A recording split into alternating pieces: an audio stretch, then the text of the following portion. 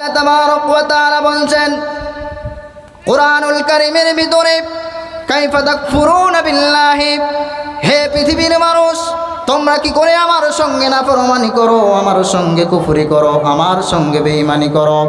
কুনতুম আমওয়াতান, তোমরা তুমি তো ছিলে, ফাহিয়াকুম, আমি তোমাদেরকে জীবিত করলাম, সুম্মা ইউমিতুকুম, আবার তোমাকে মৃত্যুবরণ করতে হবে, সুম্মা ইহয়িকুম, আবার তোমাকে জীবন দেওয়া হবে, সুম্মা ইলাইহি তুরজাউন, এবং আল্লাহ সুবহানাহু ওয়া তাআলার কাছে তোমাকে ফিরে আসতে হবে।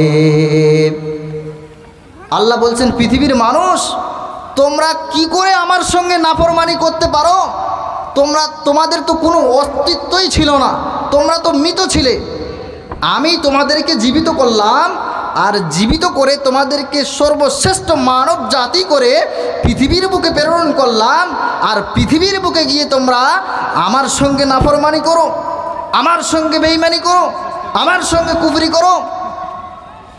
পৃথিবীর মানুষ একবার বিবেচনা করে দেখেন, আমাদের কোনো অস্তিত্ব ছিল না, মৃত্যু থেকে জীবিত করার পরে আল্লাহ সুবহানাহু ওয়া তাআলা পৃথিবীর বুকে পাঠালেন। এদিকে যদি আমরা আল্লাহ সুবহানাহু ওয়া তাআলার নিয়ামতের বর্ণনা করি তাহলে দেখবেন আল্লাহ সুবহানাহু ওয়া তাআলা পৃথিবীর বুকে শুধু সর্বশ্রেষ্ঠ করে পাঠাননি, কতগুলি নিয়ামত দিয়ে পৃথিবীর বুকে আল্লাহ সুবহানাহু ওয়া তাআলা আমাদেরকে পাঠিয়েছেন। আমরা যদি নিজের শরীরের দিকে তাকাই, আমরা যদি নিজের শরীরের দিকে দেখি, নিজের শরীরটাকে আল্লাহ সুবহানাহু ওয়া তাআলা কত সুন্দর করে সাজিয়ে দিয়েছেন। এই শরীরের দিকে যদি আমরা তাকিয়ে দেখি তাহলে আমরা বুঝতে পারবো যে আল্লাহ সুবহানাহু ওয়া তাআলা আমাদের সৃষ্টি করেছেন কত সুন্দর করে, এবং কি কি নিয়ামত দিয়ে আমাদেরকে সৃষ্টি করেছেন। দেখুন, বিসমিল্লাহির রহমানির রহিম, আল্লাহ সুবহানাহু ওয়া তাআলা বলছেন ওয়ালাকাদ জারানা লিজাহান্নামা কাসীরাম মিনাল জিন্নি ওয়াল ইনস লাহুম কুলুবুন লা ইয়াফকাহুনা বিহা ওয়া লাহুম আয়ুনুন লা ইউবসিরুনা বিহা ওয়া লাহুম আযানুন লা ইয়াসমাউনা বিহা উলাইকা কাল আনআম বাল হুম আযান উলাইকা হুমুল গাফিলুন। আল্লাহ সুবহানাহু ওয়া তাআলা বলছেন পৃথিবীর মানুষ শোনো, আমি তোমাদেরকে কত সুন্দর করে পৃথিবীর বুকে পাঠিয়েছি, কতগুলি নিয়ামত দিয়ে আমি তোমাদেরকে পৃথিবীর বুকে পাঠিয়েছি। তুমি তোমার শরীরের দিকে তাকাও। আল্লাহ সুবহানাহু ওয়া তাআলা বলছেন ওয়ালাকাদ জারানা লিজাহান্নামা কাসীরাম মিনাল জিন্নি ওয়াল ইনস, আমি এই জাহান্নামটাকে কিছু কিছু জিন এবং ইনসানের জন্য তৈরি করেছি। কাদের জন্য আমি এই জাহান্নাম সৃষ্টি করেছি? ওদের জন্য আমি জাহান্নাম সৃষ্টি করেছি।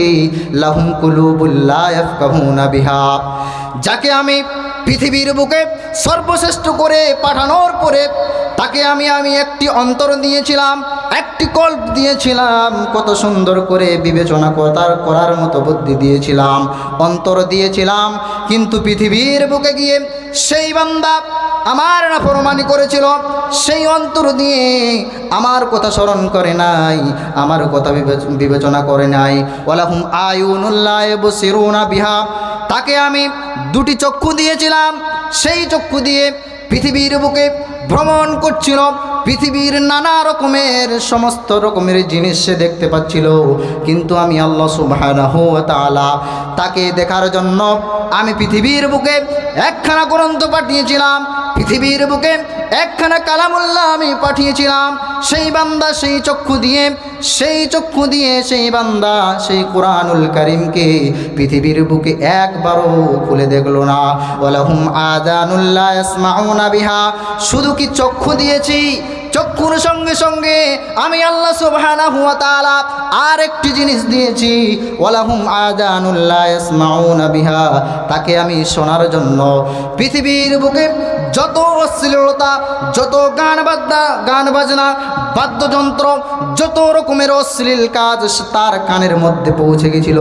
কিন্তু আমি আল্লাহ সুবহানাহু ওয়া তাআলার মসজিদে আজান হচ্ছিল, হাইয়া আলাস সালাহ, এইভাবে আমার মসজিদে আজান হয়েছিল। সেই আজান আমি আল্লাহ সুবহানাহু ওয়া তাআলা তার কর্ণ পর্যন্ত আমি পৌঁছে দিয়েছিলাম, তার কান পর্যন্ত আমি পৌঁছে দিয়েছিলাম। কিন্তু সেই বান্দা সেই আজানের দিকে গুরুত্ব না দিয়ে, আজানের দিকে খেয়াল না দিয়ে কি করেছিল? দুনিয়াকে নিয়ে মেতে রয়েছিল।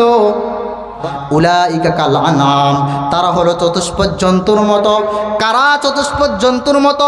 তারা এই যে দক্ষিণ থেকে আমি বর্ণনা করলাম, যাদেরকে আল্লাহ সুবহানাহু ওয়া তাআলা অন্তর দিলেন, অন্তর দেওয়ার পরেও বিবেচনা করলো না, অন্তর দেওয়ার পরেও চিন্তা ভাবনা করলো না। তারপরে কি দিলেন? ওয়ালাহুম আয়ুনুল লা ইবসিরুনা বিহা, চক্ষু দিলেন। চক্ষু দেওয়ার পরেও সেই চক্ষু দিয়ে কুরআনুল কারীম সে একবারও খুলে দেখলো না। ওয়ালাহুম আযানুল লা ইয়াসমাউনা বিহা, আমি কর্ণ দিয়েছিলাম, কত সুন্দর নিয়ামত দিয়েছিলাম কান, সেই কান দিয়ে সে পৃথিবীর সমস্ত রকমের জিনিস শুনেছিল। আমার আজান হয়েছিল, আমার আজান মসজিদ থেকে আজান শুনতে পেয়েছিল, কিন্তু সেই আজানের দিকে গুরুত্ব না দিয়ে সে কি করেছিল? দুনিয়াকে নিয়ে মেতে রয়েছিল। উলাইকা কাল আনআম, তারা হলো চতুষ্পদ জন্তুর মতো। বালহুম আদাল, তার থেকেও নিকৃষ্ট। সম্মানিত শ্রোতামণ্ডলী, ভাইজান বন্ধুরে আমার, একটা চতুষ্পদ জন্তু কত খারাপ হতে পারে, একটা চতুষ্পদ জানোয়ার কত খারাপ হতে পারে। আল্লাহ সুবহানাহু ওয়া তাআলা এতগুলি নিয়ামত দেওয়ার পরে যে আল্লাহ সুবহানাহু ওয়া তাআলার শুকরিয়া আদায় করলো না, তার সঙ্গে আল্লাহ সুবহানাহু ওয়া তাআলা চতুষ্পদ জন্তুর সঙ্গে সমান করে দিলেন। চতুষ্পদ জন্তুর সঙ্গে সমান করে দিলেন। কাকে? যাকে অন্তর দিলেন, চক্ষু দিলেন, কান দিলেন, তারপরও সে পৃথিবীর বুকে আল্লাহ সুবহানাহু ওয়া তাআলার সঙ্গে নাফরমানি করল, সেই বান্দাকে চতুষ্পদ জন্তুর সঙ্গে সমতুল্য করে দিলেন। বাল হুম আদাল উলাইকা হুমুল গাফিলুন, আর তারাই হচ্ছে গাফেল। আর গাফেলদের ঠিকানা আল্লাহ সুবহানাহু ওয়া তাআলা সেই কিয়ামতের দিনে জাহান্নাম করে রেখেছেন। ভাইজান বন্ধুরে আমার, সেই কিয়ামতের বর্ণনা দিতে গেলে চোখ দিয়ে পানি ঝরে পড়ে যাবে। সেই কিয়ামত কত ভয়াবহ হতে পারে, সেই কিয়ামত কত কঠিন ও জটিল হতে পারে। ভাইজান বন্ধুরে আমার, সেই কিয়ামতের দিনে সূর্যটা এত কাছে চলে আসবে, আপনি ধারণা করতে পারবেন না, চিন্তা করতে পারবেন না। সূর্য এত কাছে চলে আসবে। আজ কত কোটি মাইল দূরে সূর্য থাকার সত্ত্বেও আমরা তাপের জন্য ছটফট করে বেড়াই, কিন্তু কিয়ামতের ময়দানে, কিয়ামতের মাঠে সূর্যটাকে এত নিকটে করে দেওয়া হবে, এত কাছাকাছি করে দেওয়া হবে। ভাইজান বন্ধুরে আমার, সেই সূর্যের তাপে মাথার মগজ টকবক টকবক করে ফুটতে থাকবে। সেই সূর্যের তাপে মাথার মগজ টকবক টকবক করে ফুটতে থাকবে, কিন্তু সেই কিয়ামতের দিনে একটাই ছায়া থাকবে, সেটার নাম হচ্ছে আরশের ছায়া। সেই আরশের ছায়াতে 7 শ্রেণীর মানুষ স্থান পাবে। কিয়ামতের দিনে এমন ভয়াবহ অবস্থা হবে, সূর্যটা মাথার নিকটে চলে আসবে, সেই সূর্যের তাপে মাথার মগজ টকবক টকবক করে ফুটতে থাকবে। কে পিতা, কে সন্তান চিনতে পারবে না যে এটা আমার ছেলে। সে বলবে আমার পৃথিবীর বুকে কোনো স্ত্রী ছিল না, পৃথিবীর বুকে আমার কোনো সন্তান সন্ততি ছিল না, পৃথিবীর বুকে আমার কোনো পিতা ছিল না, পৃথিবীর বুকে আমার কোনো ভাই ছিল না। দেখুন কিয়ামতের দিন